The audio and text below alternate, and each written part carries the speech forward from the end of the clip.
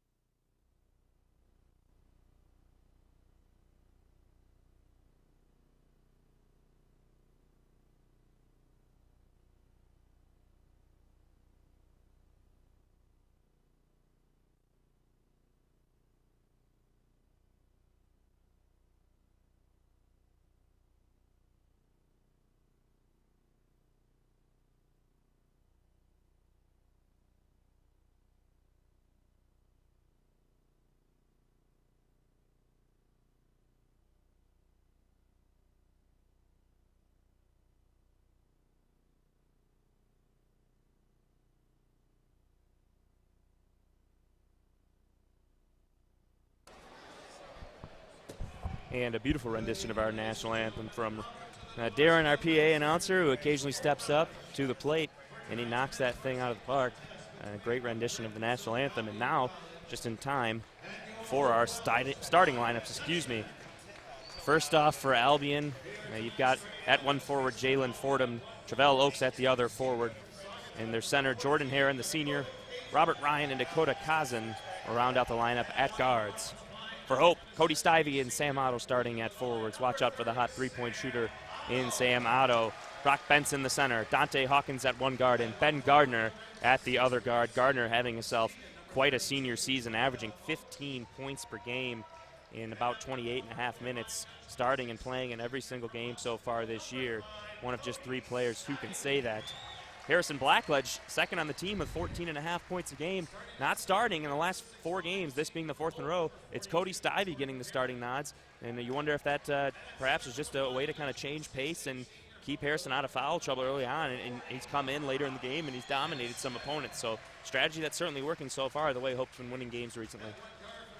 Well, I think it's a great change, not only because it has helped them in a tangible way, but you can also see the length that Stivey has playing that 3 position, so he can also, go down low and hang, and it does keep Blackledge out of foul trouble like you were talking about, and then he has renewed energy at the end of games when everyone else is gassed. Just a reminder, Hope's next game will be at 3 p.m. at Olivet on Saturday, so if you feel like making the trip to Olivet, that's their next competition. Olivet, of course, we saw their only win of the year here at the beginning of Christmas break, taking down a quality opponent to do so in Grace Bible. And so you wonder if they're going to be able to compete at all, come up with any wins in the MIAA. But you never know. A team that has some good players, and there's a lot of good players, and probably the most balanced MIAA that anybody around here has seen in quite some time. Got a lot of teams that could compete for the title, or at least get a shot to play in the tournament. With Calvin underperforming to what their recent standards have been, it sort of opens up a slot almost for teams like Albion and Adrian to try and get a shot. Of course, Trine and Alma, the other 2 teams that come to mind when you think about that top 4 at the end of the year. But right now, we're at day 1 of MIAA play, so at this point, who knows what's going to happen. Everybody's tied right now, and it sounds like there's no pushovers in the league this year. Nope. You never really want to underestimate opponent, and I don't think anybody's going to this year, regardless of what their record is. Hopefully they keep the lights on for the duration of the game. We don't want to see an old Super Bowl issue here and bring the lights down. But it looks like we're all set and ready to go here. Both teams ready to take the jump. And I think they'll only turn the lights out if Hope's losing so they can regain some momentum. Yeah, no doubt about it. And the way this team's been shooting the ball, they've been shooting it lights out here at DeVos especially. Haven't lost here yet. No losses to D3 opponents so far this year. Benson up to the tip, and he will win the tip over top of Travell Oaks. That was pretty easy. Yeah, Hope certainly the size advantage. When you look at Oaks down there on Benson, and they're going to work it into him right away. They're recognizing that. He's just going to go up with the right through the contact and make it. And I don't see them stopping Hope at all. I don't see any reason for Hope not to just keep pounding it into the paint at this point. They're going to get some fouls on a player like Travell Oaks, who's key really to this team as a starter, averaging almost 10 points a game. There's absolutely no reason they shouldn't pass Brock Benson the ball on the block every single possession, especially with the ease that he scored there. Yeah, you're going to have to start making Albion double team. That's an air ball inside and a missed layup over top of the rim. That wasn't a very good-looking couple shots. A couple decent looks for Albion. Yeah. And, yeah, like you said, you're going to have to force Albion to start double teaming, which you would hope, if you're a Dutchman fan, would open up some good looks for guys like Otto and Gardner out on the wing here. Back off for Stivey. Stivey to take the open look from 3. That one's halfway down and out and rebounded by Oaks. And that time they got Brock the ball inside, but he had got pushed out off the block and was too far away to set up a post move. That's what Albion's going to have to do is this time off the back of the iron and drops through for Robert Ryan.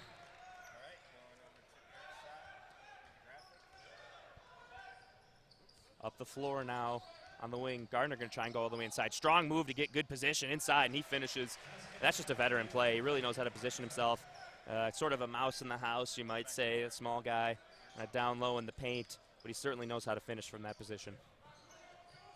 Yeah, when you got that many points in your career, you know how to finish. Of course, Gardner went over 1,000 in his last home game here at DeVos, the tournament we called against Grace. So a big moment for him, senior, to go over that mark. He is the 37th player in Hope's storied history to do that. 3 from the corner, good there from Jalen Fordham. And Albion's got themselves out to a 1-point lead. Hope looks like it has a lot it can do here offensively tonight against an undersized Albion team. This time it's Otto all the way inside. We're going to get the foul called before the shot, so Hope will inbound underneath. And at this point, I don't know about you, Eric, but it looks to me like Albion might find themselves in foul trouble. Hope find themselves shooting some free throws in the bonus because there's just no way. When you look at the size, everybody's undermatched out there. I mean, you got Brock's out there with Oaks on him, but then you look at Stivey, who's got some size as well, and then you look at even Otto as a guard, as a sort of a 3 out there, and he's got a smaller guy guarding him as well. You saw him taking it to the rack. And it looks like that'll be the formula here for the Dutchmen. Just keep taking the ball to the rim. I mean, man for man, the guy guarding him is shorter. Dante Hawkins is 5'10" and has a guy shorter than him guarding him. So what a nice finish inside by Gardner, and you're absolutely right. It looks like all the way through they're just going to keep taking it inside. No reason not to, and hope a team that traditionally likes to shoot the 3 ball. But at this point, why not just keep taking it to the rack? I was going to say, with the prolificness that they shoot the 3 ball, you almost hate saying that you don't want them to shoot a 3, but there's almost no reason to. Yeah, not at all. And a little bit of contact in there. So we're going to get this foul here that's going to go on Hawkins. Coach Mitchell not thrilled with that call, certainly not massively upset. But that's just too easy right there. Tossed inside for Albion. They drop in the easy bucket. And even with all that size, Hope not ready for that play. Albion back up on top. Yeah, that's just way too easy. You can't allow that to happen, especially on a team that you outsize that much. And Benson's got the ball a few times now, but he's been outside almost every time. Hawkins takes inside. Nice, strong finish there. That's the one thing I've noticed after that. And Gardner's finish just before that. They're going to the rack, and they're comfortable getting these tough layups to go. Open look from the wing here off the mark, though. Stivey coming in with the rebound. There's that length you talk about, just reaching an arm out there and pulling it down. It's nice to have him as an extended 3-guard kind of player. Benson not looking good on that jumper. He's really improved as an outside shooter this year. His mid-range jumpers look very good. Haven't seen him miss a whole lot of those, really. That time well off the mark. Albion inside, nice pass down low to set up Jordan Aaron with an easy bucket right there. That's a great dish. Albion just answering every time. It looks like Hope's going to go down, and they score a few in a row. But Albion just bounces right back, gets it going. Gardner now from the wing, well off the mark there. Ends up getting his own rebound. Now has it taken away by Jalen Fordham. Well, they're getting looks, and they're getting a lot of looks, and they're getting Benson the ball. But, again, he's getting the ball from the outside. And now that one's good. Once again, Robert Ryan with the basket. Albion's getting a lot of good looks as well, and surprisingly, they're doing well inside. Several layups already, and a couple wide-open jumpers. Yeah, Albion out to a 3-point lead here. We talked about Benson getting it inside. We won't outside of that first possession. We haven't really seen that. Now Otto, open look from the corner. Here's the guy you want shooting. Even he can't get it to go. So the outside shooting right now is really killing Hope. Like we said, you got to get it back inside. You wonder if Albion right now, that's their strategy, is just to clog up the paint, force Hope to make outside shots. That's really their only chance. And Hope's not making them right now. So Albion's got themselves a lead and the basketball. Yeah. I don't know what you can do, except maybe try to go inside more. They're going to get a foul called here on Benson. Benson's not happy with the official. He claims it was a jump ball. And what's interesting here is he had his hand inside there, and I couldn't tell if he had body from his back turn. But the foul wasn't called until about 2 seconds after the initial contact was made. So I thought he had the ball. Maybe his hand came off the ball, and then they called it. I guess just from here, it's tough to tell, really. It was tough to tell from here, and it almost looked like the official who had the back angle to it made the call, as opposed to the center guy on the opposite side. Yeah. So definitely an interesting call. Yeah. A lot of the Hope fans wanted to travel, but yeah, that three's off the mark. Foul underneath. This is going to go against Albion, and looks like they're going to get Ryan with this one. Nope, not 3:32. That's going to go against Oaks. So Hope now getting the ball back, and Albion right there had a chance to take a 5 or 6 point lead, actually. And Albion, a team that has given a lot of the MIAA fits, even though they haven't won the MIAA in some time. We know, especially at their place, they're a team that can give team fits. And this time, Gardner underneath misses the gimme. And Albion with the rebound. My old high school coach used to say either backboard or dunk it, and he did neither there, and it went off the back iron. Kazan pulls up for the 3, and that one's well short. Otto to the elbow. Nice step around to get the shot up. That one won't fall either. They're just not going for the Dutchman right now. Really not much you can do about that. Made a nice shot fake to get himself a decent look, albeit off balance. Pretty decent look. Yeah, they're struggling offensively now, and we talked about the importance of going inside against a team like this, and they're just not really doing it. I mean, they're trying to get some drives inside, but they should just use their overwhelming size. Fans want to travel again, but looked like the pivot foot was held down. I think it was too. Going inside, runs into a wall of Benson and Blackledge. Shot clock's about to run down. Gardner takes it away anyways. Tries to take it in himself here. He does, and he's rejected, but Hawkins there for the putback. Great follow-up by Hawkins there. Yeah, absolutely. Gardner, so good at going in, drawing contact. Thought he was going to do it. He did. But the second guy coming up and getting the block, and that left Hawkins open for the putback. Yeah, that was a great block. Open look from the corner here. This one won't go. Nice work down low from Blackledge. Great effort. To scoop up the miss from Kazan. Gardner the other way, left hand, gets it going. He's the guy who drives the motor to this offense right here. He's got himself 6 points now. And that's what Hope needs to do. They're going to need to get out in transition and get some easy buckets. And we've seen it several times this year where they struggle or come out slowly offensively, and they put that three-quarter court zone kind of pressure on them, and it starts turning into turnovers. So 2 buckets in a row gives Hope the lead back. The lead just 1. Shot clock down to 10 here. We'll see if Oaks tries getting inside on Otto. Kick out here, and that one's good from the wing. Dakota Kazan now finally gets one of those to drop. Now 1 of 3 from three-point line. He's got himself 5 points. Like you said, Albion's no stranger to playing in tight games. Their record may be a losing one currently, but they've played a lot of close ones. Hawkins goes underneath, and under the backboard goes that shot. Hope a little slow to get back, and that layup's just missed. I think on that time down, Robert Ryan was just a little bit afraid of getting the contact, maybe a foul. He was either too afraid or he really wanted to draw it, and Benson didn't go for it. So Otto going to be called for going over the back here. So right now, Albion's just competing and battling, and we're going to see a couple subs coming in here. And we've seen this a little bit from this Hope team, and we've heard some fans complaining about this a bit at times as well, where we'll see Hope struggling against teams that, on paper, it looks like they should be beating. And you see these substitutions coming in, almost like Coach Mitchell saying, hey, we've got plenty of guys that can play, and if you're not going to go out and compete, I'm going to bring in guys that will. You think it's partly a motivation tactic, or just trying to avoid fouls? It could be both. I think it's a little bit of both, and they've already played 7 minutes of gameplay now, so they're probably a little tired and clearly a little bit out of sorts. So you just try to bring a couple fresh guys in who can pick up the mojo and put them in the right direction as Edson's coming in now. We've seen Coach Mitchell go all the way to the end of the bench in the first half at times to get people in. And Hope right now down by 2 and just committed another foul. They've got 4 now already.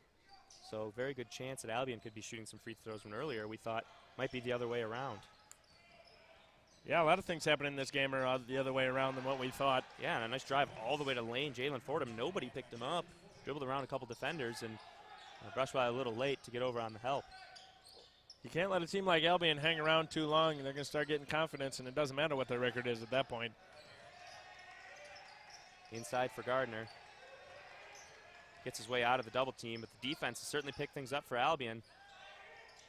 They're high intensity. Oh, and lost it on the way up to Blackledge. Nice pass inside from Brushweiler. Great seal. Now out on the wing, 3. This one's short. Rebound inside, though. It didn't look like Blackledge had the angle either, as it would have gone off the underside of the backboard. Would have been a tough shot. Now from the other wing, this one's off the mark. You can tell all the way Yikes. it's an air ball. Albion not afraid to launch up shots. Edson wide open from the wing. Can't get it to go. Shooting woes continue here for Hope. Shooting under 40% as a team. And it's not something you expect from a team that you'd think would dominate in the paint. Brushweiler steps out, tries to get the steal there on Zaran. The big number is they're 0 for 3 from the three-point line. And they usually can rely on that to keep them in the ball game. And not to say that they're not in this ball game, but they should be winning based on the paper. But then again, that's why we play the game. Absolutely, no doubt about that. Got to love a team like Albion come out competing, and you'd expect that, too. When you have a solid team, you're going to get everybody's best every night. And blocking foul going to be called here on Jabril Hussein. Sports psychology is a field that is growing very rapidly, and I think with good cause, because it's games like this where it really makes you wonder. Some teams that are should be better are playing down to the competition, and some of the teams that should be worse are playing up to the competition. Yeah, you see that quite a bit. And like we mentioned, though, at the same time, just the 5-6 record obviously doesn't tell a team's entire story. Albion, a team that's lost some very close ball games to some very competitive teams. 5-6 could be a lot different when you factor in some of those close losses, like a 5-point loss at North Park and just a 4-point loss to number 22 in the country, University of Chicago. So when you count those types of games, you think, this team is a team that, at the same time, it could be 7-4 for all we know, and that'd be the same record as a team like Alma, who looks pretty competitive this year. So really tough to say. But in any case, they're playing well tonight and have a 16-12 lead with only 11 minutes left in the first half. Yeah, certainly not the scoring pace that we oftentimes see Hope at. And sometimes they are a second-half team, though. We've seen that several times this year. Trying to work it inside right now. Zaran doing his best to pester Blackledge. I think he's doing a pretty great job. We're going to get a foul called on the floor on Zaran, and lucky that for a sec I thought they might get Blackledge. Looked like a hand got to the face. At the same time, Zaran did have a lot of arms moving around on Blackledge the whole time. Yeah, so that could just be kind of a long exposure of a lot of contact foul down low. Zaran is asking about that forearm shiver to what appeared to be his face, but the call went against him anyways. As Zaran, that kind of guy that's playing like a football player down there. That's what you need, and another basket there from Gardner. Right now doing his best with 8 points, leading all scorers. Hope applying a little bit of that pressure. Albion did a good job of breaking it there, but they had a lane to the basket, but no one there to take it. Edson going to get fouled and go to the line to shoot 2 on the long outlet all the way up for what looked like a layup chance, but with 2 defenders, they were just going to make sure he didn't get a good shot off. Probably a good foul right there, especially since they're a couple fouls away from the bonus still. Hope with a chance to tie it here with Edson at the line, down 14-16, 10:22 remaining now in the first half. Plenty of basketball to be played, and Edson gets the first to go. Although he doesn't show it visibly, I'm sure Coach Mitchell is clearly dissatisfied with the first 9.5 minutes of this contest. Ryan checking in for the Britons, and Stivey coming back in as well for the Dutchman.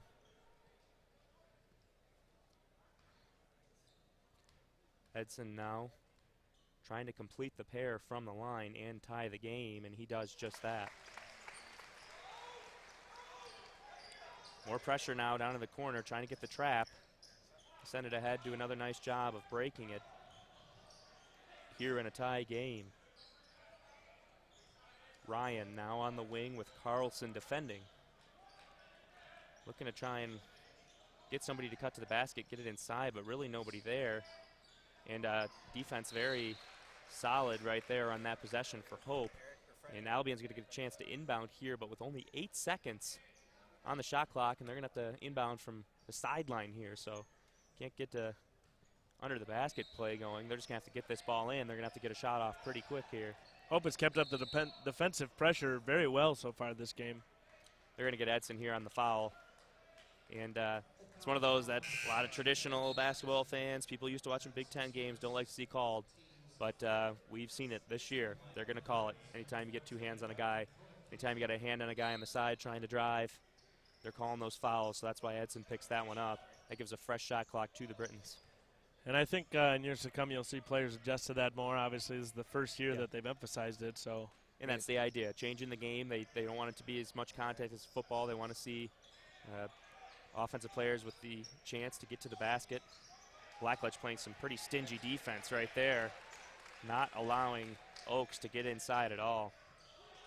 Once again, the Dutchman playing pretty solid defense. Blackledge inside, pulled down by Carlson. Carlson stops on a dime, kicks it out to Gardner. Wing for Stivey. They're being choosy, are the Dutchmen, for sure. They believe they can get the shots they want. This time we're going to get an offensive foul called on Blackledge. He's not happy with it. But right now, a very physical game here. Albion is doing what they can to just try and push Hope around. They're not going to let Hope push them around, which is exactly what we thought they would do the first possession. When we saw Benson get the ball, we said, well, boy, how do you defend this? They said, well, Albion's going to do their best to try and get away with as much contact as possible. And they're playing like football players down in the paint right now. Well, they are generally known more for their football program than their basketball program, so you can see why they're having that mentality. This one's good. 3 fingers raised to the air after the shot from Robert Ryan. Knocks that one down, and he's got 7 points now. They're playing pretty tenaciously on both ends of the floor when it comes to defense. O'Brien from the corner. He's got himself an open look. Can't get that to go. And the shooting woes continue. 0 of 5 now for Hope from beyond the arc. Albion's trying to drive quickly and run out and kick to shooters, and it's worked for them a few times. It's been their strategy so far, try and get shots early on. But right now, when Hope gets in their half-court defense, they've done a pretty solid job for the most part. Albion's found a way to score still. Kicked into the corner. That one's no good, and Blackledge with the rebound. Yeah, Albion really trying to utilize that transition game, as Hope is on this possession. A charge called on Edson here, and that'll be his second foul. Hope faithful not too pleased with that call. No, not at all. Edson coming forward, trying to swing through. Certainly wasn't moving full speed. Looked like he was changing direction. But Albion player went to the ground, and he was in position, so the charge is the call. Clearly outside of the circle as well. That's right. So just like that, Albion in the bonus.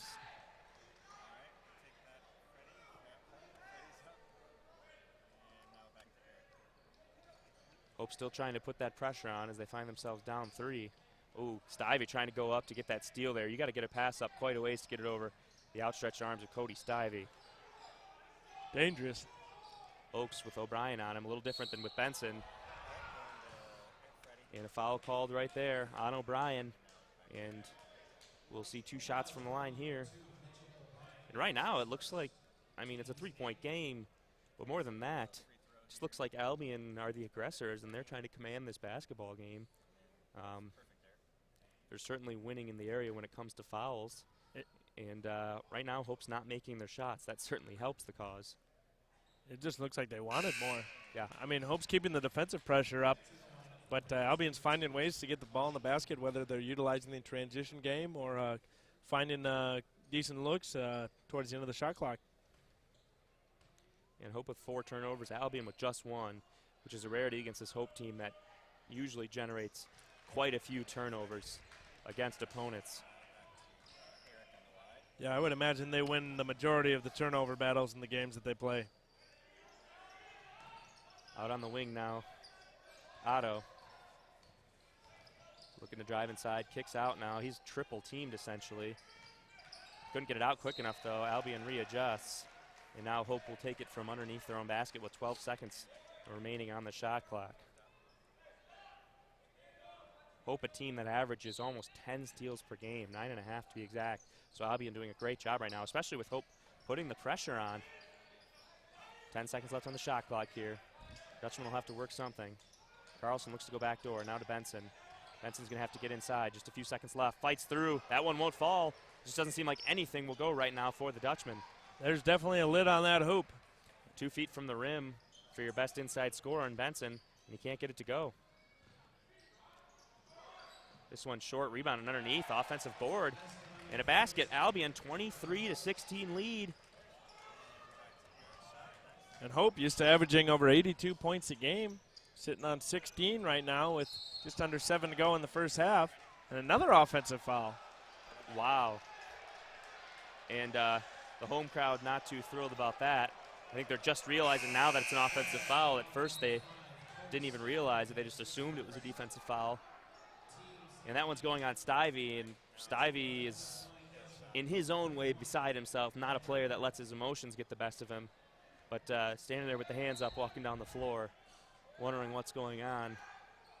Tell you the truth, I didn't get a good look at it from where it was. Coach Mitchell does a great job of teaching these players not to complain. And we're going to get a push-off here, and that one's going to go on Arshawn Parker. Just like that, it's going back. And that's the same referee who called the last offensive foul. Yeah.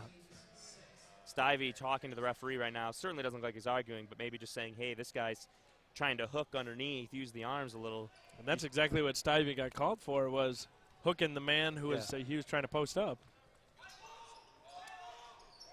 Stivey, top of the key. Wing for Carlson. Carlson hasn't shot yet. Otto this time passes it up.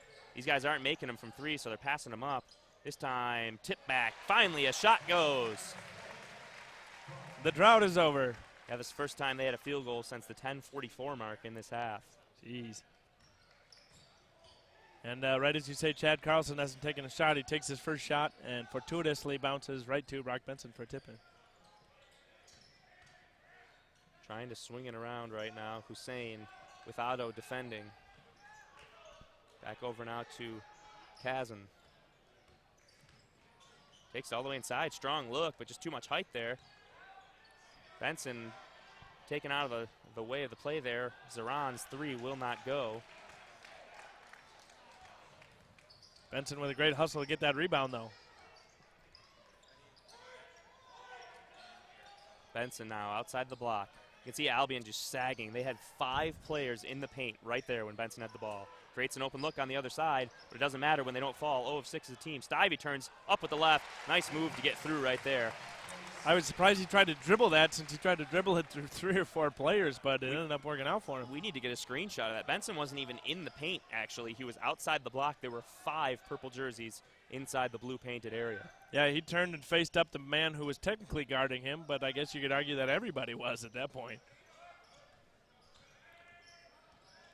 Trying to take it inside here. Turn around. Rolls won't go. Rebounded by Stivey. Kazan's missed the last couple shots he's taken.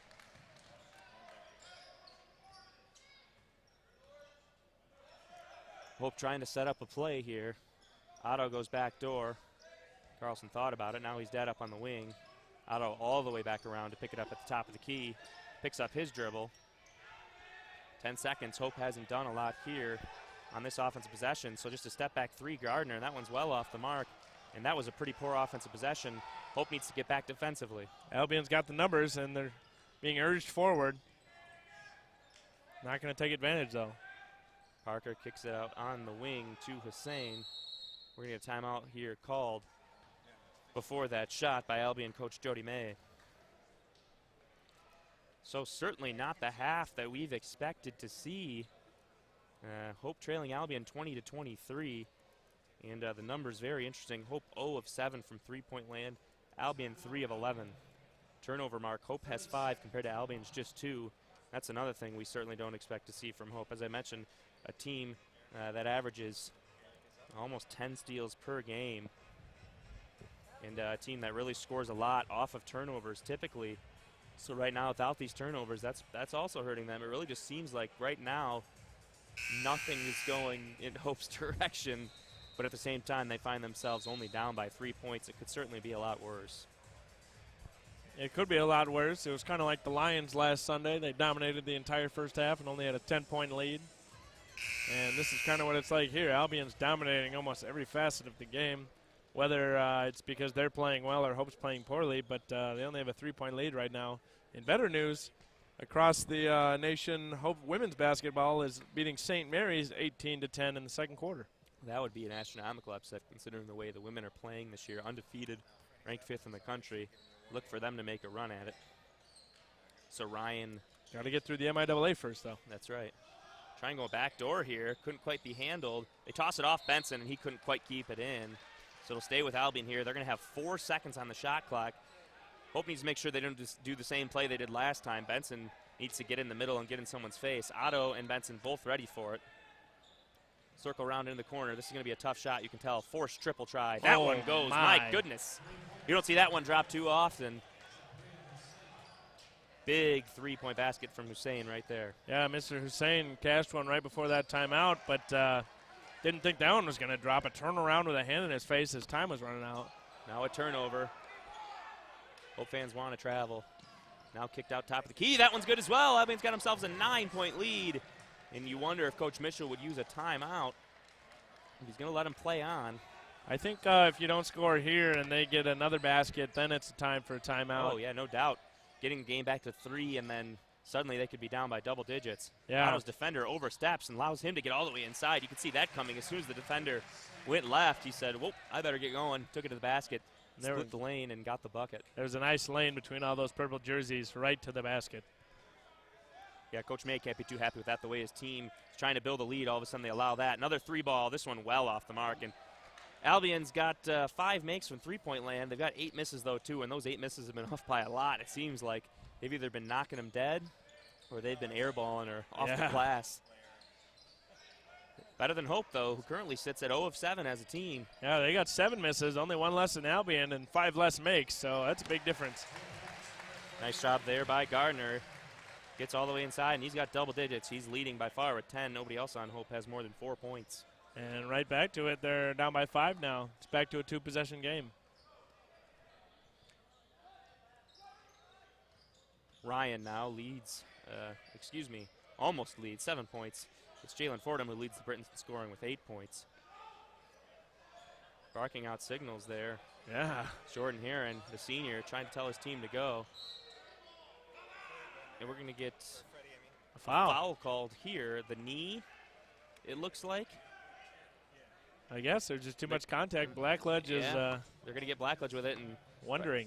Yeah, they've one of those halves where, like you mentioned, Coach Mitchell does such a great job with these guys, making sure they don't argue or yell at officials. And why not? You can't afford technical fouls. But guys they're still talking to him. And you see guys with just grins on their faces, rolling their eyes. They just don't know what to do sometimes.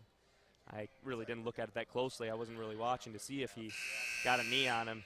But you can tell some of these guys, especially the way the game's called so tightly this year, are thinking, boy, basketball's gotten soft. They're just befuddled. That's a good word to describe it. And a lot of people would agree that basketball has gotten somewhat soft. But like you said, right now we're just going to get used to it. I'm sure it's always difficult in the transition phase. But they're just trying to make sure that defenses can't take advantage of offensive players. Well, you just don't want people getting killed out there, and that's what you see nowadays is somebody drives down the lane and just gets mauled. Yeah, the days of the bad boys are over. You're suspended for 5 games if you foul like they used to in the NBA. Yeah. So now 2 minutes remaining after 2 missed free throws for Albion. Hope with a chance to get into one possession here. Hawkins from the corner. Can they get one? Nope. Still haven't made one, but Gardner with a nice rebound. Great job to find an open teammate. Stivey wide open, gotta be. Yeah. There it is. That's too great of a look. Yeah. So now Hope 1 of 9 from three-point land. Highest percentage they've had all day. And now within just 2, that one got a big applause from the crowd who's just waiting for one of those to go. Ooh, nice move inside there. But just too much size underneath for Hope, and that's going to be Dutchman basketball with 1.5 minutes and a chance to tie or take the lead here. Beautiful behind-the-back move to come down the lane. But, yeah, you're right. That size inside, you want those small guys taking it in among the trees. It's not going to work out as much as they think. Yeah, that's truly being among the trees right there. I mean, people say that sometimes. Well, you've got 3 guys taller than you standing with their hands up. It's a pretty tough spot to be. Yeah. Gardner kicks out Benson. Open look. Got it. Tie game. It's a good knockdown right there. And for what looked like to be almost a panic time when you were calling for a timeout from Coach Mitchell, he decided to hold out, and it's worked in his favor this time. Yeah, they turned around 29-all. I agree with what you said. Had they given up another basket, they probably would have called a timeout. Nice move underneath to get a decent reverse look from Heron. But it won't go, and we're going to get a foul here now as Hope comes down with a rebound. That's Benson. He was the one who was fouled. That's a great rebound right there, fighting off Heron.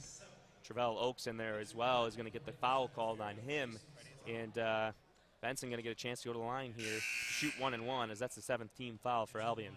Oaks is going to take a seat now as well. And look to take the lead here for Hope. The largest lead for them has really only been 2 points. And Carlson checks into the game. Benson can't get the first to go. Otto looked like he was going to get it. That's going to stay with Hope. That one goes off the outstretched arm of Dakota Kazan. And Albion did a poor job of boxing out on that free throw. And yeah, absolutely. Kazan just kind of stood there and came right to Otto. He jumped up to grab it, and all he could do was just kind of launch that arm and try and keep the ball in, but threw it out of bounds. So now Hope with a chance to take a lead. They've got the ball back.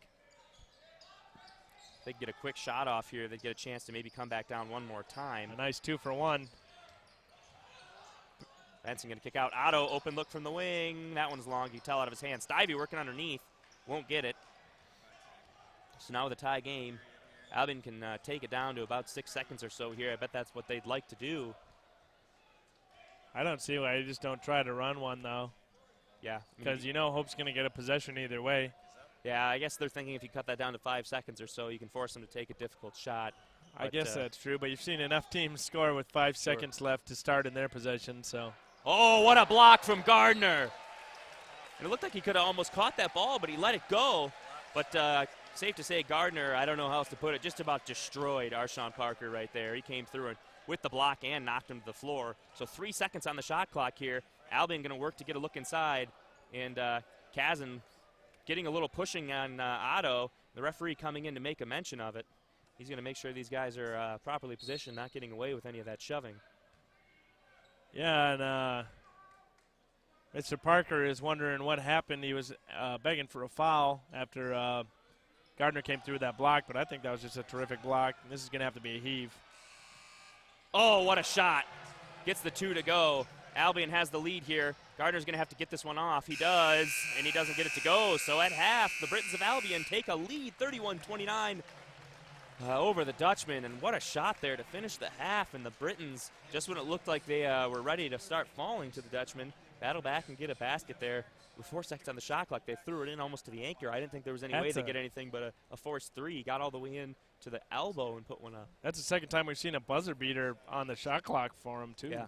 And right there, you see Stivey defending, and you know he's a good defender, but right there, with such little time left on the clock, he just doesn't want to pick up a foul right before the half because he has one. He doesn't want to pick up second just like that. And he knew they were going to heave. Right, exactly. And so he just backed off, let the shot go up, a difficult shot, and it goes. And on the other end, they didn't really set up a very good shot for the Dutchmen. So that'll do it here from half number 1. Albion with 31-29 lead. Fordham led scorers for Albion with 8, and Gardner led with 10. So we're going to take a break here, a little over 10 minutes, and we'll be back for second half action right after this.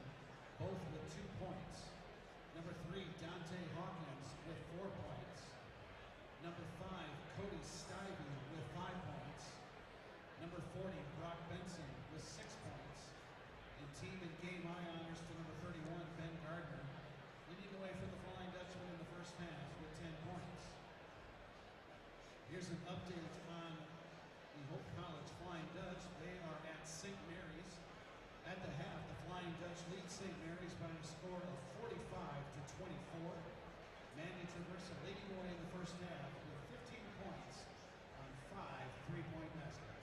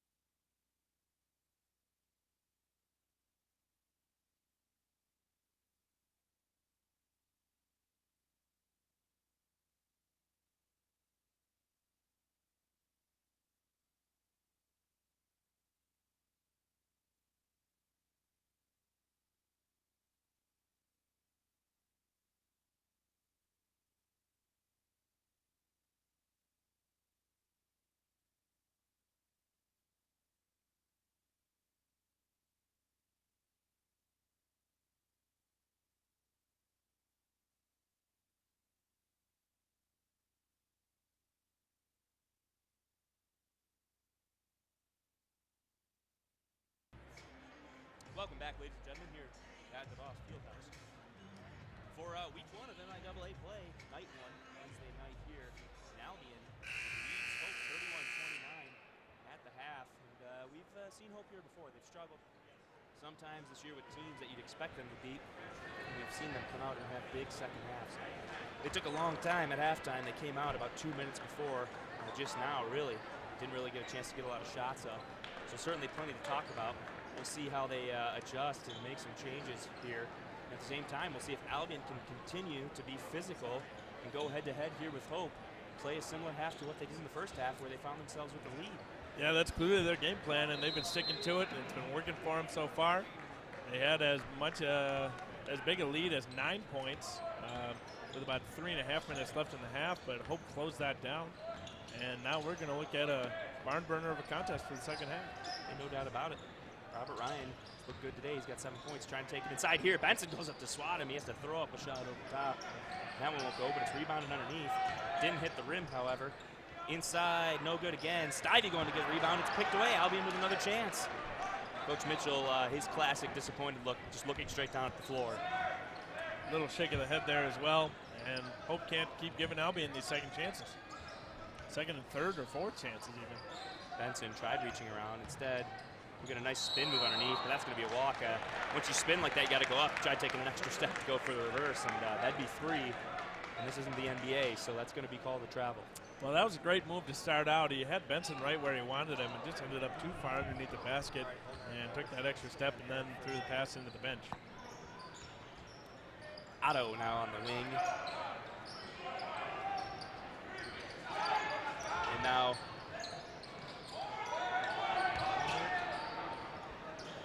now 3 look from the wing. That one's way off the mark from Stivey. And the 3-point shooting woes continue for Hope. We're now 1 of 11. This time Albion from the corner. They won't get that to go. Albion getting another rebound though. More second chances. Oh, inside, too easy right there. Kazin goes underneath and backs Stivey off, who just tried to stay straight up and left him wide open for a bucket. Albion up 4. Albion's finding ways to score right now and holding them on the defensive end. Hope just can't score inside like they want to. Nice cut from Otto to get inside. They need some more of that. And I think that time the ball reversal is what really did it there. They reverse the ball one time, and then there's an open lane for a cut. Nice pass, nice layup. So now the lead back to just 2 for Albion, but they have the basketball and a chance to keep scoring. They've had plenty of chances here in the second half. Kazin backs up, puts it up. He's getting hot. 2 points, number 14. He has 9 points now. 4 of 9 from the field. Benson, excuse me. Oh, we're going to get a blocking call here. Gardner was taking it. Benson came up to try and screen, it looked like. And this one is going to go against number 20, Jalen Fordham. Just his first. Mr. Fordham looked a little incredulous there. Yeah, he thought he was in position. Thought it was a pretty simple call. I don't really like it when players try to take charges out in that area anyways. No. Just kind of like buck up and play some defense. Hawkins, nice drive. Can't get it to go, though. And it's one of those nights, as we mentioned, where shots just aren't going for the Dutchman at all. Yeah, he's all the way to the rack. Just can't get the roll. And then Benson was there for the tip, but it hung on the rim for just an extra split second and ended up being a mistimed jump. Now Albion is going to continue to try and work it inside. Benson steps out and easy into the lane there for Jordan Heron. Yeah, they're finding ways to score. Yeah, Coach Mitchell cannot be too happy with this effort. I mean, there's no help defense. And Coach Mitchell, furious, he was screaming at Otto to call a timeout. Not necessarily mad at Otto himself, just wanted somebody to get a timeout, and he was the closest guy to him. Albion up by 6, and a little quicker on the timeout this time. I think after a long halftime chat, Coach Mitchell's not at all happy with the way this team has come out to start this second half, too. And a team ranked number 3 in the country. You expect them, when down 2 at half, to come out fired up and try and turn things around, but Albion just continues to really, I don't want to say dominate this game, but they've commanded it. They've gotten to the lane, they've gotten inside buckets, more so than Hope has to start this half. And you expect a team like Albion to have to make their 3-point baskets if they want to have a chance against Hope. And they've certainly taken their shots. They've had 16 tries from 3 already. They've hit just 5. And Hope's 1 of 11.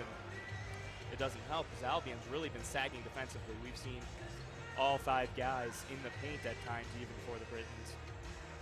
And so they've left some open shooters for Hope. They haven't been able to knock them down. You almost wonder if Hope has a little bit of an Orlando hangover, traveling over the holidays, big couple wins down there, and they came back here, and it doesn't look like they have the same fire or light in their eyes trying to play in this game. Yeah, and maybe that's the case, and if it is really, not acceptable in your team, if you want to be a team that's going to try and compete and win an MIAA championship and advance through the NCAA tournament, I mean, you're going to be playing all the time, all over the place, perhaps in the tournament. And they've had a few days coming back to recover practice here at home, so you wonder what's going on. Sometimes shots just don't fall, too. That's another explanation that you can fall back to, because really sometimes that's all you can say, because they're getting good looks. Yeah, but still not the way they wanted to come out this second half, starting down 2. Now they're down 6. Otto trying to get inside. Hands off for Stivey. They're swinging it back and forth. This one's taken away. And a chance here for Ryan. Taking it in on Hawkins, and he'll go up and finish with the right hand. I think Albion is going to try to quicken this game as much as they can, and by that I mean they're trying to lengthen their possessions to take the shot clock down and limit the possessions that Hope has. Another miss for Otto. Stivey chases it down, though. Oh, tried passing it in for Gardner going back door, who was open, but he just didn't get enough air underneath it, and it's poked away. So Albion now with a chance to take a double-digit lead. Just miscues. Already up to 8 turnovers now for Hope. That's uncharacteristic, especially considering Albion's only has 3. Yeah, Hope, a team that only averages 10 or 11 turnovers a game. And a team that steals, not just turnovers, but steals alone, has about 10 or 11 a game. So really those numbers are interesting as well. And Benson going to be called with a block here, and he got bumped on the knee, so this doesn't look good. You knew that was going to be a foul the minute that Mr. Oaks came in with a pump fake there, because Benson couldn't stop himself from coming into him. Yeah, no doubt about it. All Oaks had to do was take one step, and it'd be a foul. And for Benson, that's his second. So he's not in terrible position, but Blackledge also has 2. And so does Hawkins. But that's nothing than what we're used to in this situation. And that one won't go. Fortunate for Hope, but another offensive rebound. Hope's just really struggling right now with all the size advantage in the world, and they just can't come up with boards. It's really unacceptable right now. The effort doesn't look to be there underneath. It kind of goes back to Want. I mean, and there it is on the wing for 3. Albion with an 11-point lead. Hope doesn't have an answer for the Britons right now. It's all about Want, and they don't want it right now. No, and Albion certainly does. You're going to get every team's best when you're at the point where the Dutchmen are. Let's see if Carlson can get things going from 3. That one won't go. Hawkins tried getting there for the tip-in, but it's rebounded by Ryan. Might need another timeout real shortly here. This keeps trending this way. And Albion going to back it out again. They're using as much shot clock as they can to try and limit the Hope possessions here in the second half. And when you've got an 11-point lead, you can try and cut down the possessions. It'll put you in a good place. Oh, underneath. What a look inside. Fake the pass and went underneath Jalen Fordham instead. Nice assist there from Ryan. Now the lead is 13. I don't think anybody saw this one coming. Coach Mitchell takes another timeout. This place is dead silent. Other than the 20 purple people behind the Albion bench. Yeah, other than the Britain faithful in the team, excited coming off the bench. If it weren't for them, you could hear a pin drop in this place. And a 13-point lead. Hope did not at all do what many would expect in the second half here. Fordham now with 11 points. Ryan and Kazan both with 9 apiece. To get you a look at the Albion faithful there, one of the young fans excited to see his team in the lead. He's a big AC/DC fan. Channeling his inner Angus Young there, ripping some chords on the air guitar. And why not? He's excited. Albion with a 13-point lead here over Hope. 14:58 to play in the second half. And basketball can be a streaky game. That's exactly what Hope needs, is a streak. Otherwise, it'll be tough to come down from 13. Inside for Benson. He'll draw the foul, go to the line here to shoot 2. They can be a streaky team, too. I mean, we've seen it before. They've taken an 8-point lead and made it a 20-point lead, or made a tie game into a 12-point lead. And now they're looking to take a 13-point deficit and try to make it a somewhat close ball game. That's a good start there. They finally worked it inside to Benson, and he couldn't get the shot off, but sends him to the line. That's the first possession since the first possession of the game that they gotten Benson the ball inside. I mean, he touched the ball a lot in the first 10 or so possessions of the game, but he was touching the ball outside of the lane or at the top of the key. Yeah. Benson 3 of 5 from the field, and when you've got a guy like Benson, you've got to have more than 5 shots at this point in the game. And one of those makes was a nice jumper from the corner, and I mean, it went in, so that's nice, but you don't want your big man who's outsizing everybody on the floor taking jumpers from the corner. Blackledge going inside, he'll take the foul now. This might need to be the way that Hope needs to take over the game, and that's what Coach Mitchell mentioned. You can tell by the way he's fired up by that play that they wouldn't be upset if Blackledge and Benson took about 30 free throws from here on out. Yeah, I don't think that they would be, and Albion's still trying to quicken the game by shortening it and lengthening their possessions, but giving Hope the opportunity to score without the clock moving is not part of their game plan. No, and now Hope here with a chance to get it back down to 10. And we saw that long 3 try, sort of looks like it's forced. Albion has taken some questionable 3-point baskets. And they've knocked down a few, certainly. They're 6 out of 18. And Hope now going to put on the pressure, and sometimes we see this is when they're at their best. And this is part of the reason they force so many turnovers. And this is where it needs to start. It needs to start on the defensive end. We get it up to Zeron, and now they kick it back over. They just got that across the timeline. Yeah, it was close.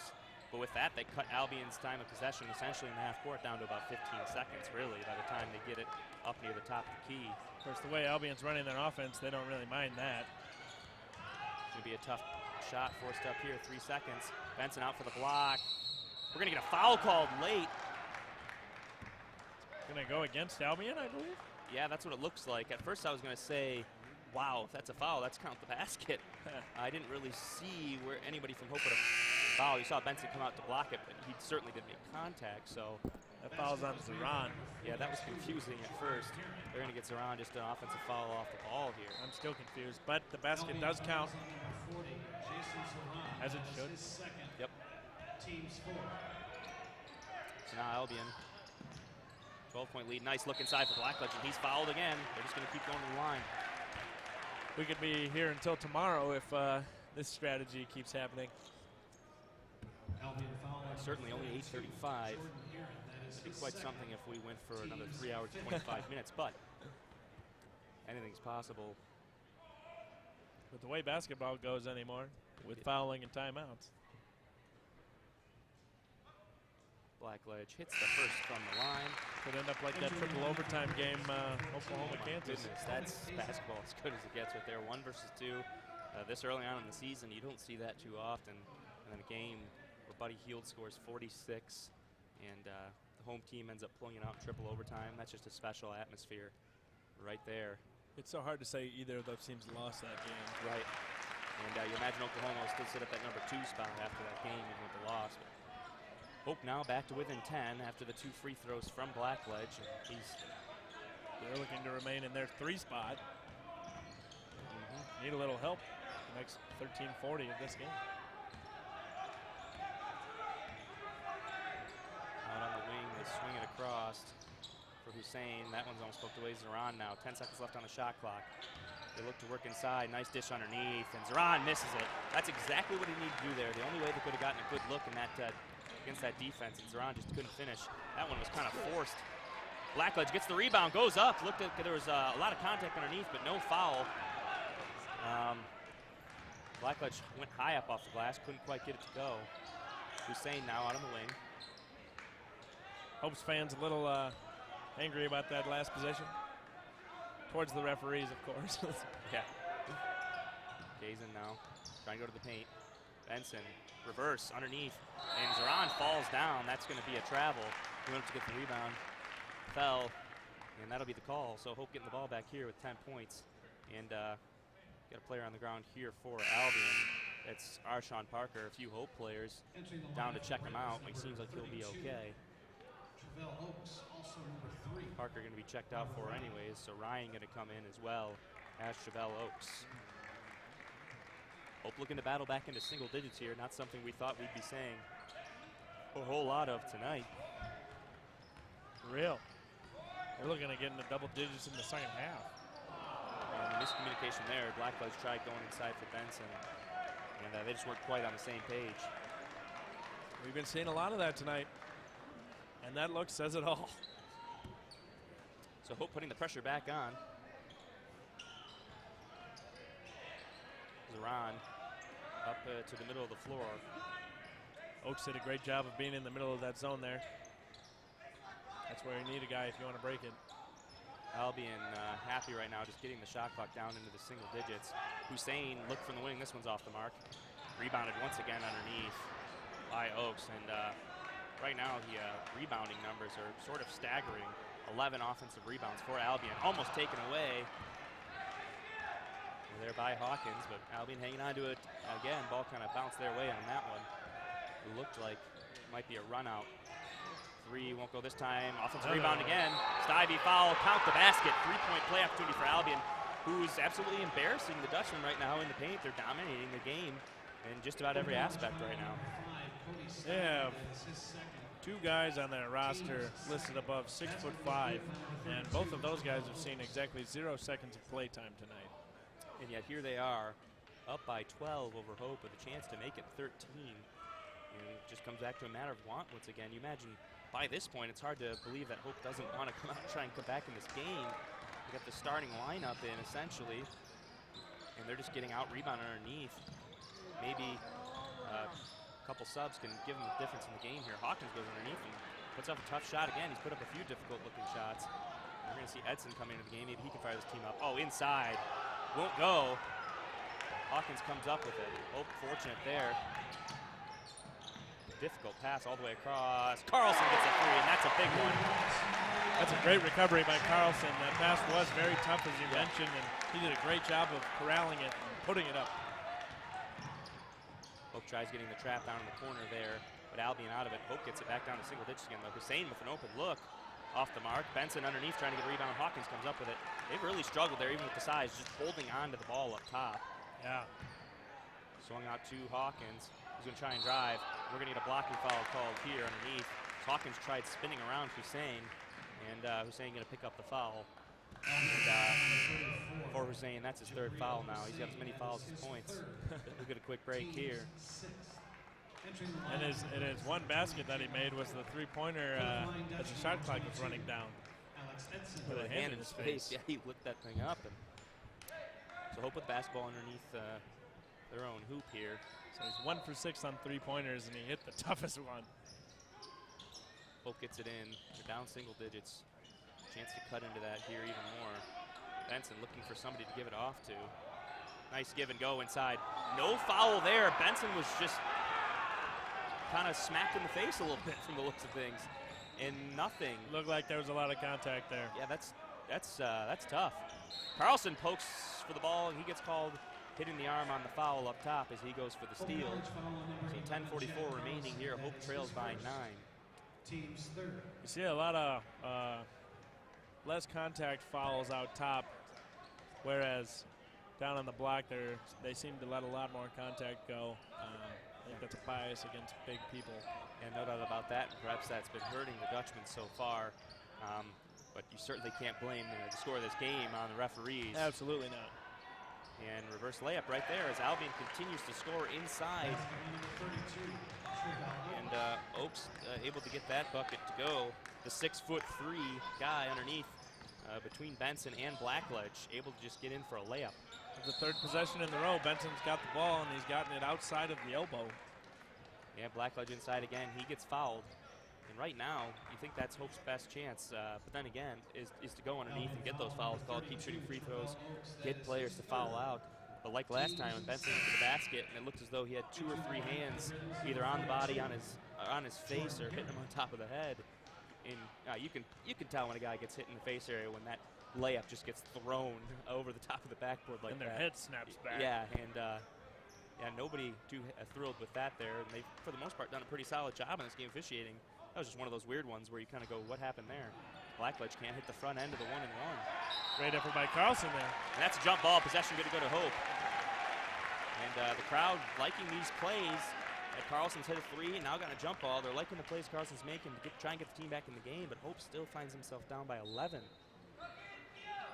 And they're doing their best to urge on the team on the floor, but not a whole lot to cheer about tonight.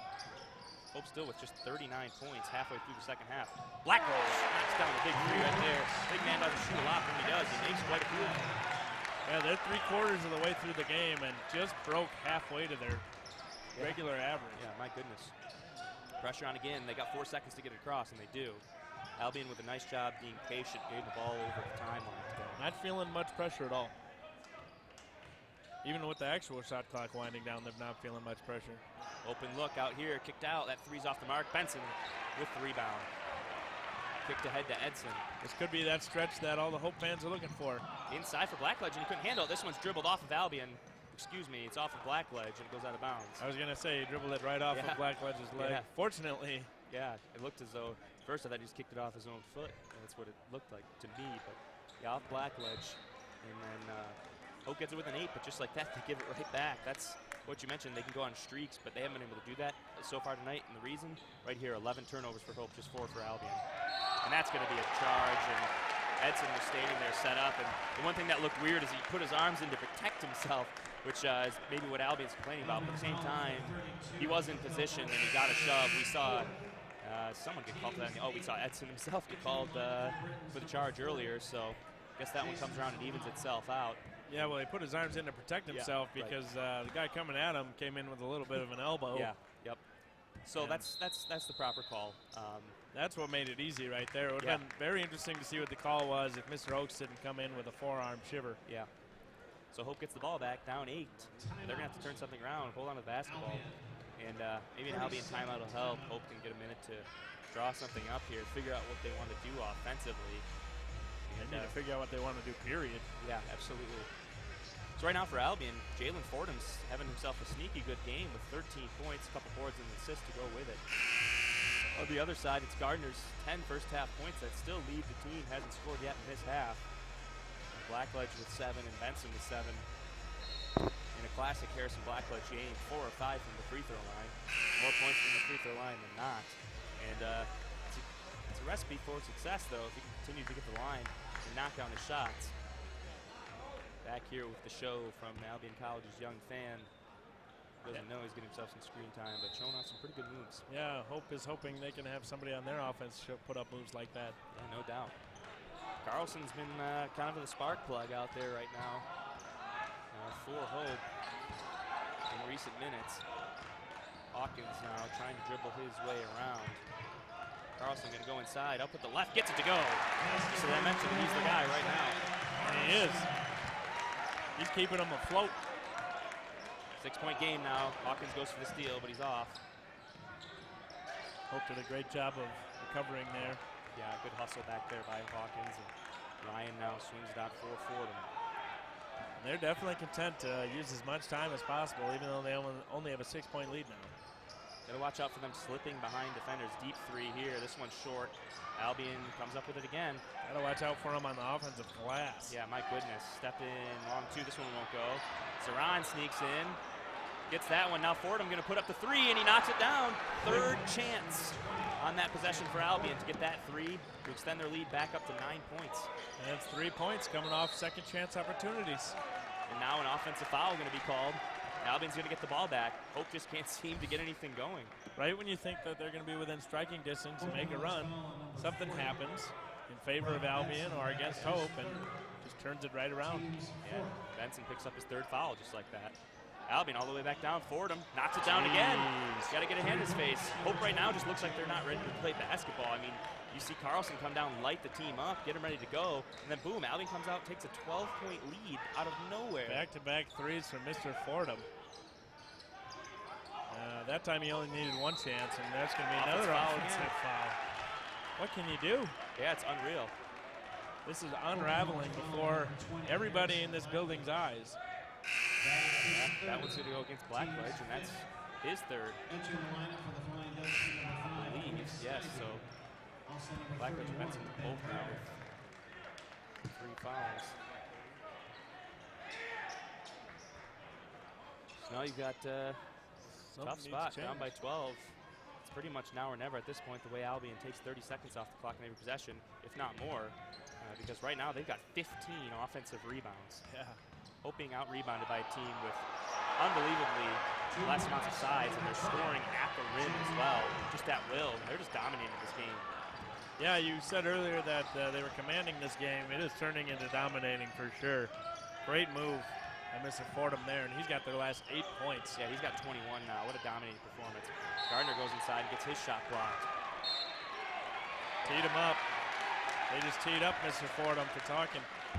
Yeah, looked like he talked a little smack maybe after the block perhaps, and I mean, you can understand why he's feeling so confident, hitting his last 3 shots, a couple threes, a beautiful drive there.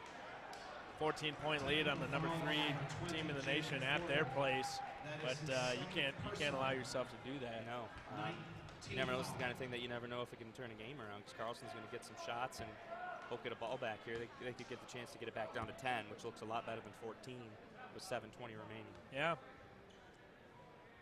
So they send Carlson to the line, the lefty out of Rockford, who's been having quite a game so far. And that's the man you want at the line. He's hit his last few shots, knocks down that first one there. It's always interesting taking free throws with absolutely nobody around you. Yeah, Carlson knocks them both down, so he's got 7 points now. Hope will take those 2 free points. Hope's got to get a bucket here. They got to try and use that technical as a turning point, as a spot to gain some momentum and get 4 or 5 points in a row. Try and get the game back down to 9 or 10 points as well. You've got 7:20 remaining. Not much more time to mess around if you're the Dutchman. Yeah, something's got to change. Benson going to go inside, kicks it over for Stivey, who spins it. He got grabbed on the arm, but no call. Benson goes up. He gets the bucket. There's that size. Yeah. That's poked away by Carlson. He's been the one who's trying to light a fire under this team. Well, it's the night of the small man, so 5'7" Chad Carlson is trying to ignite this offense. No doubt about that. They get it underneath their own basket here to Heron. He'll bring it up the floor with Benson defending. Definitely no reason to panic. 7 whole minutes left, only down 10 points. That's got to be a travel. He literally fell on the ground, but they don't call it, which is very interesting. Fortunately for Hope, it didn't end up mattering. We're going to get a foul called here, which is good to send on the line at least, but Hope had the putback with the basket, guaranteed 2 points. They'd like to give that one back, give the foul back and take 2 points right there. That is his second. Of course, if Gardner knocks these both down, it's a moot point either way. Yeah. Well, I got to wonder there. Like you said, the officials have called such a good game, but there have been 1 or 2 things where you just kind of sit there and go, why? It didn't matter because Hope got the turnover. When a guy drives, falls on his butt, and slides across the floor, how is that not called a travel? I guess the only thing that they were seeing there, because they called the other travel when, I can't remember who was. Somebody fell under there. I think it was Zoran. They called it much quicker than quick. That one, and I thought that one was a little iffy because he didn't have control. And so the only thing I'm guessing on that one is they thought he was passing it away as he was going down. Yeah, tough to say. But anyways, Hope gets it back down to 8. They've gotten it to as low as 6 here in recent memory. Hope tries to get the trap underneath. They get it across here now. If it feels like a long time ago since Hope's had a lead, it's because their last lead was at 1949 in the first half when Brock Benson made the first basket. It's been all Albion since then. Hope trying to battle back now. Edson playing solid defense on Ryan. See if they try and get it out to Fordham. He's been the hot hand. Good switch there. Great hedge. Zoran goes underneath. They kick it out for Ryan. 1 second on the shot clock. He gets it off. Almost went. That would have just added to the great streak of last second on the shot clock makes for Albion. They've done it a couple times already. Hope fans starting to get into this one a little bit. Maybe the Dutchmen need that. This game's with an 8 and they've got the ball. They're feeling a little bit of the swing of the mo. Could it be Carlson's been the guy today? He knocks it down. He knew it before he even let go. He's running down the floor. He's got all the confidence in the world right now. Carlson's up into double digits with 10 points, and it's a 5-point game. Under 6 minutes to play. Well, regardless of Hope wins or not, he is an MVP for the men wearing orange. Yeah, you look at the point total, it doesn't even matter as much as just he's been able to do it in key moments. This one's off the mark. Edson with the rebound. He's going to bring it up the floor. Got to swing it out to Carlson. Yeah, no Why kidding. not? Looks like they're going to give some space because they're sagging off in the paint. You can get some open looks. There it is right there. Oh, good shot fake. This time from the elbow. Knocks it down. Feeling it. Carlson's on fire. Wouldn't be surprised to see a timeout soon here from Albion. As this one's down to just 3 points.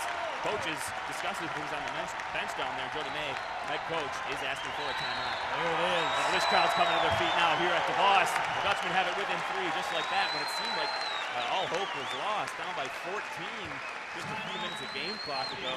Hope suddenly has this game back down to just one possession. Plenty of basketball left to be played, 5-13. At this pace, it looks like Hope might come out on top, but that's what we've thought a few times. Albion is a team that's not going to give up tonight. There's no doubt about that. They're not going away. They've been in tough contests before. They've played ranked teams before. So this is nothing new to them, but every single one of those claps at that timeout was for the man wearing number 11 in orange. Yeah, Chad Carlson has really lit this team, lit a fire under this team, gotten them going, gotten the DeVos crowd going as well. And don't have an exact number for you right now, but then it's certainly looking above 2,000 here. A pretty good turnout for Christmas. It is pretty full. And good to see that the nation's Division III leading basketball attendance school keeps at it here. A great community here in Holland that supports their basketball program and women's as well as volleyball program. All three of those sports led the D3 nation in attendance. Yeah, the calendar year has turned over to 2016, and for Hope fans, that just means another year in leading the league in attendance, leading the nation in attendance. So both teams about ready to break the huddle and come out and get things going here. Just an update from St. Mary's. Hope College Flying Dutch women's basketball team leads the Bells 72-41. 10 minutes ago, it appears as though they have that game well in hand. No surprise there from the dominating women's team. You wonder when they're going to be put up to that number 1 spot. You got other undefeated teams up there, including Thomas More with Randy Moss's daughter playing on that squad. Yikes. And also defending national champs. Poked away by Gardner. That one hits the floor, and that's out of bounds. A turnover, basketball over to Hope. I'll tell you what, the way things have been going, I was almost expecting a foul to be called on Gardner just because he was reaching out. It looked like he did a good job extending for the ball and not the body. Yeah, he originally poked that one away, so had Mr. Fordham let it go, it would have been his ball, but he went for it and dribbled it right on the line. Inside for Benson. Oh, nice move. Oh, I thought he was going to miss the layup there. Good to go. 1-point basketball game. The fans are excited here at DeVos. Now they're putting on the pressure again. First time Brock Benson's touched the ball on the block with his back to the basket since the first possession. I don't know why we haven't seen more of that tonight. It's worked both times they've done it. Under 4.5 to play. They swing that all the way across. Benson could have gotten it if he just turned around. They're going to foul here as a few Dutchmen came flying in for the swat. Can't imagine they'll get Benson. Looked like he stayed straight up. Looks like they'll get somebody coming over the top. They do get Benson. Hope College foul on Maybe. number 40. Brock Benson. What? He's wondering why it's a foul on him as well. He looked pretty straight up, and then you see two Dutchmen coming over for the swat, and it looked like someone got the arm on the swat attempt. Why that went on Benson is beyond me, but anyways, that's his 4th foul. That's tough. Big. Yeah, that's tough, and we've seen him really get called for a lot of fouls. Seems like he's always in foul trouble, and it's the big man bias. Perhaps talk about that again. I mean, you know, he gets fouled on most of his shots that he takes probably. Oh, that's tough right there on the floor. And Stivey on the ground with a couple Britain's players. The referees conversing. And not sure what's going to happen here. They're going to get a foul, it looks like. No? There's 2 shots. Oh, 2 shots. Oh, 10th team foul. Wait, no. It was a shooting foul. Oh, that's true. It was a shooting foul. That's right. It was a shooting foul, so you wonder why did everybody on the floor go for, he must have accidentally said 1 and 1, not sure. Really no reason for a 1 and 1 when Hope's only at 16 fouls anyways, so. Beats me, I'm just got a little confused there. That was clearly a shooting foul. I guess yeah. it was just so long ago that everyone in the arena forgot. Yeah. Great work by the officials there to converse before making a call that wouldn't have been a real call anyways because the play didn't count. So now the second shot. This one goes, and Albion back up to a 2-point lead.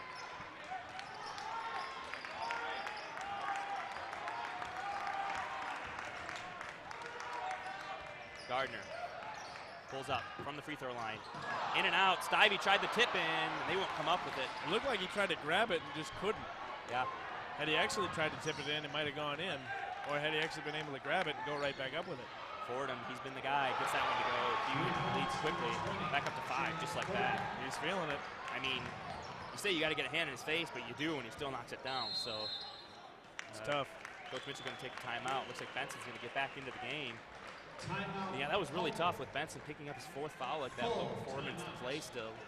But he's going to get back in the game, and I don't see why not. No reason sitting your guy for a few minutes when you got 3:48 left. Let him play. I'd rather have him play for 2 or 3 minutes and sit out the last one than not even know by having him sit on the bench at this point in the game. Yeah, you might as well just take a risk, and he's a senior, so you trust him to come out on the floor. And albeit that he has had several calls that have been a little on him this season in regards to fouls, where he might foul out because of one of those. You just gotta trust him and let him ride. Experienced player, obviously needed on the floor. Quiet 11 points. So 3:48 remaining and a huge shot from Fordham, 24 points. Were it not for him, Hope would probably have this game securely in the lead right now. He's been unbelievable. 6 of 7 from three-point land for Fordham, 24 points now. And really just unbelievable for a guy who averages 5.5 points per game. And he usually shoots 35%, just under 35% from the free throw line, or three-point line, excuse me. So really just an unbelievable night for Fordham. He's feeling it. Yeah, what can you say? 6 for 7 from downtown. Does have a technical foul against him, though. But I think that's been only his really one lapse of judgment this game. Hope now with a chance to cut it back to within one possession here. So we got a little spot on the floor, wiped down, and it's Carlson with the basketball. 3:44 remaining.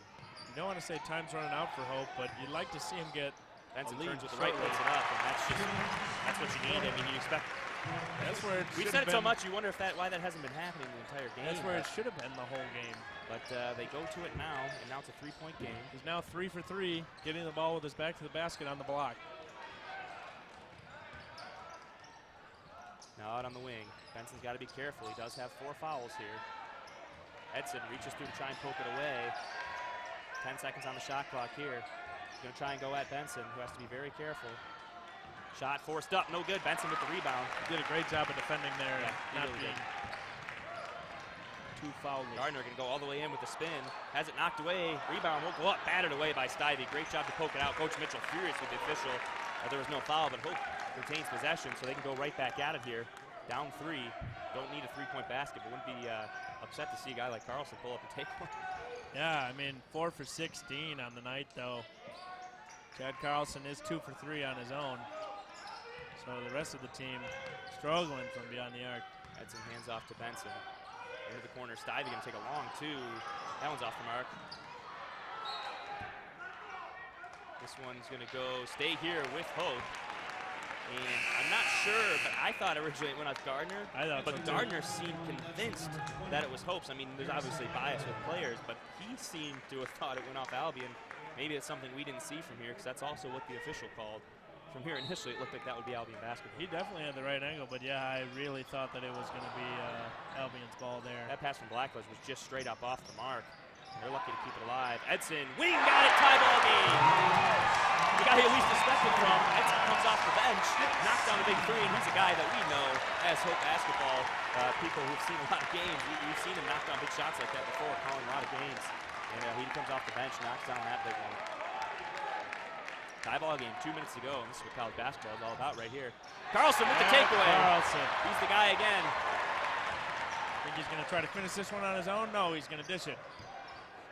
Kicks it out to Gardner, and they're going to slow it down, try and get a good possession. And when you're tied, that's what you need to do, get a really good possession. Blackledge going to go inside, goes up strong with the right, and this one's out of bounds. Going to go to Albion. And it was there. Once again, it was there, but also once again, I'm not going to say it looked like it. There is contact there, whether it's whatever you want to call it, pig bias or what, or if it was just good defensive verticality.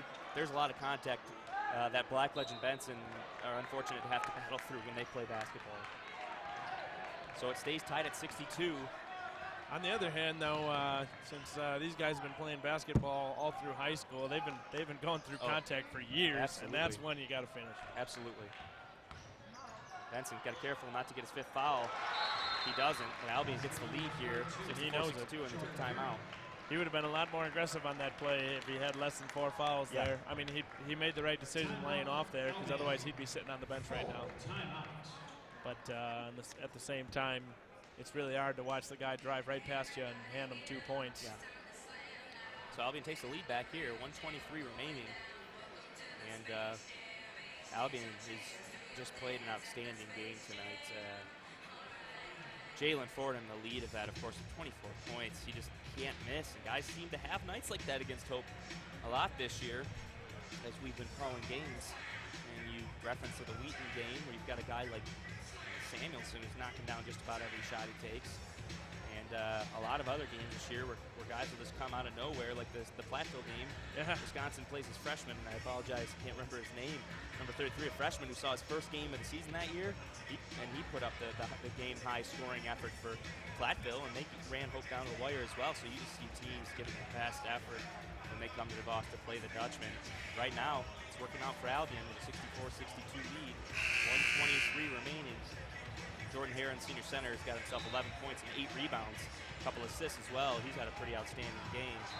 On the other side for the Dutchman, it's Benson with 13, Gardner and Carlson both with 12. Carlson's been the hero as of late. And he'll be the player of the game for the Dutchman unless something happens in the last minute and a half here. Right now, Hope finds himself trailing by 2. Somebody's going to have to do something tremendous to surpass Chad Carlson as the Hope player of the game. And I don't think anybody could possibly pass the player of the game, period. And that's Jalen Fordham. We still got time left to play here. Unless Chad Carlson rattles off 10 points in the next 70 seconds. Inside, what a look. Wow, great pass, slides between a couple players from Blackledge in for Gardner. Hope ties it up at 64. And Coach Mitchell going to take a timeout. 1 minute and 6 seconds left, and it's really going to come down to the wire here because Albion takes all the time off the clock. Hope takes all the time off the shot clock. We could have one of those last-second finishes. If Albion scores, Hope scores, and Albion's got the ball back with 5 seconds left. You never know. We could be in for an immaculate finish. Of course, both teams with at least a timeout left as well. Well, I don't like to toot my own horn, but I did say around 19 minutes and 50 seconds left in this ball game that it was going to be a barn burner. And now with 66 seconds left, it is exactly where we started, tied up. And you know, the last time Hope had the lead was 11 seconds into this game. And 11 seconds into this game, and now Hope, if they can get a stop and a basket, they could pull off a Michigan State type effort this year, football-wise. Michigan State, of course, not lead for hardly the game at all, and find a way to win. They led 2 games this year for 0 seconds. That's right, and against their toughest 2 opponents, most would say. And good teams find a way to win sometimes. You gotta give all the credit in the world to Albion, who's just come out here undersized completely, and they found a way. You know, most teams when they're undersized, the upsets and stuff you see against big schools are just jacking up threes. Granted, Fordham has hit 6 of 7. But that's not to say that they haven't scored in the paint as well, because Albion has done their best inside to get good looks, and that's really kept them in the game and kept them in the lead for most of the game. Yeah, they have 27 three-pointers thrown up, but at the same time, they've taken 65 shots. So while it may sound like a lot of three-pointers, they've taken a lot of shots in general, and that's in part due to their 15 offensive rebounds. Yeah, they've Hope's got the rebounding edge, but on the offensive end, it's been all Albion. A huge effort at 15. So now Albion here with a chance to take the lead once again.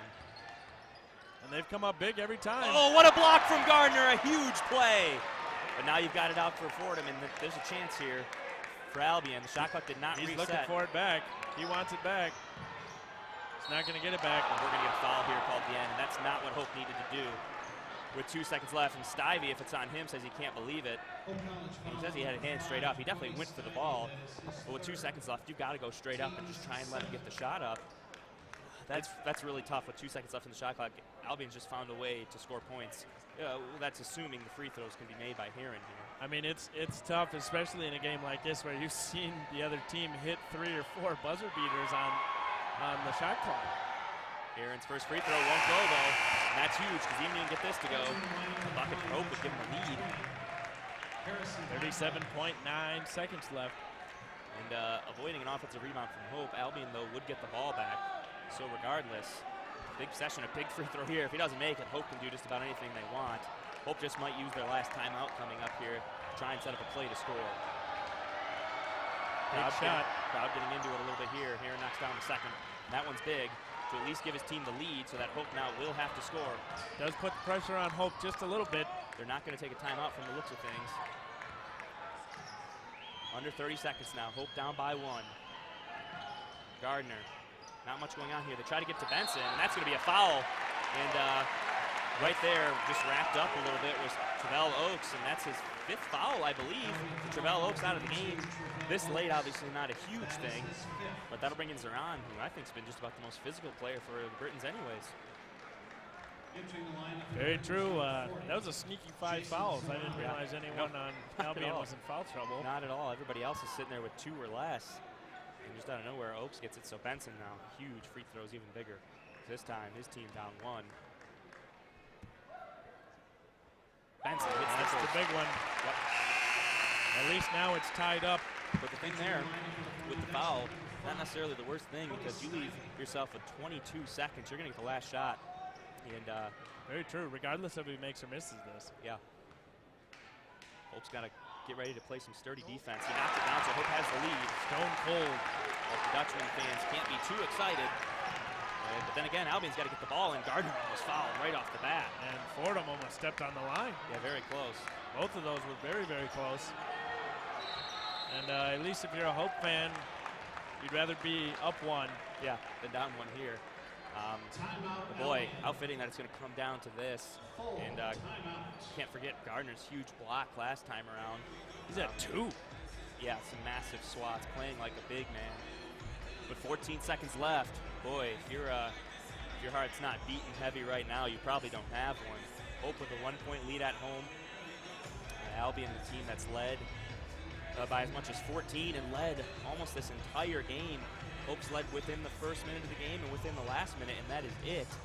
But Albion here gets a chance as the underdog to get an upset win, down by 1 with just 14 seconds left, but the ball. And this is huge right here. And what a crazy game to start FMIAA play. If this is what it's going to be like all season, everybody better strap in their seatbelts for their roller coaster. Yeah, in calling these games, and these are the fun ones to call, but nerve-wracking ones as well, just to see who's going to come up and make the big play and who's going to be a hero. And certainly would rattle things in the MIAA. Hope, the almost unanimous preseason MIAA champion, 7 out of 8 picks Hope to win. And to lose their first game would be huge, just for momentum and maybe a kick in the pants at the same time. Right now, this wouldn't be the worst time of the year to lose a game. No, better to lose early, but at the same time, this defense looks fired up, ready to go. Edson trying to get Carlson pumped up. The fans are in it. Trying to go inside. I'm going to be surprised if Fordham can take this last shot. I don't think he's Defense, going to. Stivey inside, forces it up, it won't go. Rebounded by Benson. What a huge defensive effort by Cody Stivey, who got smacked in the face. But he held strong on defense. The entire DeVos Fieldhouse coming to their feet after that amazing defensive effort from Stivey. And Benson pulls down the rebound. He'll go to the line. Coach Mitchell with one fist out in the air. And, it's never over till it's over in the game of basketball. Pretty tough to huck up a shot with 2 seconds left. But you'd be a lot more comfortable as a Hope fan if Benson knocked down these 2 like he did on the last 2. Definitely. And Jody May is urging his players to grab that ball and make sure he gets a timeout called so they can set up a play. At least hope to get a good shot out. Very, very interesting, though, Jordan Heron taking that turnaround shot. As you mentioned, we all thought that Jalen Fordham was going to take it. And maybe they just did that because they figured Hope would think the exact same thing. But at the same time, he's been hitting shots with a hand in his face, and Benson knocks down both. Stone cold from Benson, 4 free throws late. Put his team up by 1 and now puts him up by 3 with 2.1 left. And that's huge, so now even with a miracle, Albion would only tie the game and send it to overtime. At the very least. And home team will always take overtime. But certainly an uphill battle at this point for Albion to try and come up with the win. Right now they find themselves down 3, 2.1 seconds to go. Yeah, they're going to need a miracle. You have to try and draw up something special. You got to try and get somewhat of a long pass here, because you don't want to inbound underneath your own basket and have to dribble. I mean, you got to turn and shoot essentially once you catch it with 2 seconds to go. Yeah, you might have a chance at 1 dribble, but that's about it. This is where the size comes into play here for Hope. And the thing is, when you're up by 3, fouling isn't necessarily the worst thing in the world either. So That's true. I mean, with 2 seconds, I would just put it off and let them try and force one. But if they try and go for a deep pass, Might as well foul. at all costs, try and catch the ball. And if you do get called for a foul, They then only oh get well. 2 free throws. And yeah, only a 1-and-1 at this point. So That's even true. then, on this, At the maximum, they only Yeah. get 2 free throws. yep. Once again, size advantage on the free throws go to Hope on rebounds. So Hope in a good spot. First time we can say that since the 1949 mark when Benson got the easy 2, and we thought Hope was going to roll to a victory. Albion showed us what was up because they looked like they dominated most of this game, and Hope's going to be fortunate if they avoid a miracle here to come out with a victory. They better be prepared when they go to Albion to play this season. Always a tough place to get a win, even when Albion's down at times in the league. They seem to be the team that upsets at home. And if they do happen to lose, this is going to be their 3rd loss of less than 5 points, Yeah. and their second one to a ranked opponent. Yeah, that's a tough schedule. It just goes to show you the MIAA is going to be no one's to just roll through this year. You're going to have to earn it if you want the MIAA championship. And Coach Mitchell going to play a little chess here, take the timeout right after Albion calls it to see what they set up. So now neither team with a timeout left. So we'll see if Coach May goes to the same look, or do you think he'll try and change things up now that Coach Mitchell, you'd assume, is going to set his defense up for what he just saw? Yeah, it's always an interesting decision when you set up a play and then the other coach calls a timeout. But for me personally, I think I'm sticking with what I came up with because I'm confident in what I got. And you got your play that in this situation you practice and someone you think's going to work. It's so hard to suddenly go back for 30 seconds and say, all right, we got to do something else now. And you run the risk of if you tell them 2 different things that they got something different in their mind and somebody's on the wrong page and running the wrong play. Although we do see a different player deep here.